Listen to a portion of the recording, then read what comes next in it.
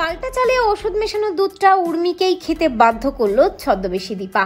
হ্যাঁ বন্ধুরা, আমরা এমনটাই দেখতে পাবো অনুরাগের ছোঁয়া ধারাবাহিকে। সূর্য সিঁড়িতে পড়ে যেতে গেলে সূর্যকে ধরে নিয়ে ঘরে যায় দীপা। সূর্যকে সুস্থ করে তোলার চেষ্টা করে, তবে দীপা বুঝতে পারে সূর্যকে এমন কোনো মেডিসিন দেওয়া হচ্ছে যে মেডিসিনের জন্য সূর্য মাঝে মাঝে এরকম আলাভোলা হয়ে যাচ্ছে। সূর্য তেমন কিছুই মনে পড়ছে না, এবং মনে পড়তে গিয়েও সূর্যর মনে পড়ছে না। কাউকে চিনতে পেরেও সূর্য চিনতে পারছে না। স্মৃতিতে অনেক কিছুই ভাসছে সূর্যর, কিন্তু কিছুতেই সূর্য স্বাভাবিক হচ্ছে না। কেন হচ্ছে এরকম বুঝতে পারে না দীপা।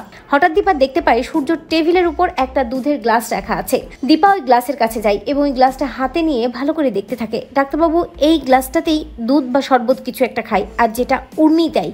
আচ্ছা, কি আছে এর মধ্যে? কিছুই তো বুঝতে পারছি না। ওই দিন কুন্তলা এবং উর্মি কানে কানে কি যেন বলছিল, কিছুই তো বুঝতে পারিনি, কিছু শুনতেও পারিনি। কিন্তু যে করেই হোক আমাকে কিছু একটা করতে হবে। পরদিন সকাল হয়ে যায়। উর্মি যখন সূর্যর খাবার রেডি করতে থাকে রান্নাঘরে, তখন চালাকি করে দীপা ওই রান্নাঘরে ঢোকে এবং বোঝার চেষ্টা করে যে উর্মি ঠিক কি করছে। দীপা একটু হলেও বুঝতে পারে যে উর্মি ওই দুধের গ্লাসের মধ্যে কিছু একটা মিশিয়েছে বা ওই গ্লাস দিয়ে কিছু একটা করার চেষ্টা করছে। যখনই ওই দুধটা সূর্যকে জোর করে খাওয়াতে যায় উর্মি, ঠিক তখনই দীপা রুদ্রমূর্তিতে উর্মির সামনে গিয়ে দাঁড়ায় এবং উর্মির হাত থেকে ওই গ্লাসটা কেড়ে নিয়ে উর্মিকেই খেতে বলে।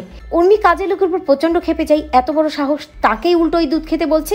তবে দীপা ঘোমটা সরিয়ে উর্মিকে বলে, দুধটা তো তোকে খেতেই হবে উর্মি, না হলে আমার থেকে খারাপ আর কেউ হবে না। এই বলেই উর্মিকে জোর করে দুধটা খাইয়ে দেয় দীপা, এবং উর্মি ঘোরের মধ্যে চলে যায়। যেটা দেখে সবাই অবাক হয়ে যায় এবং বুঝতে পারে এভাবেই উর্মি দিনের পর দিন সূর্যকে অসুস্থ বানিয়ে রেখেছে। তো বন্ধুরা, তোমরা এটাই চাও তো এভাবেই যেন ওষুধ মেশানো দুধটা পাল্টা চালে উর্মিকেই খেতে বাধ্য করে দীপা? কমেন্ট করে জানাতে ভুলো না।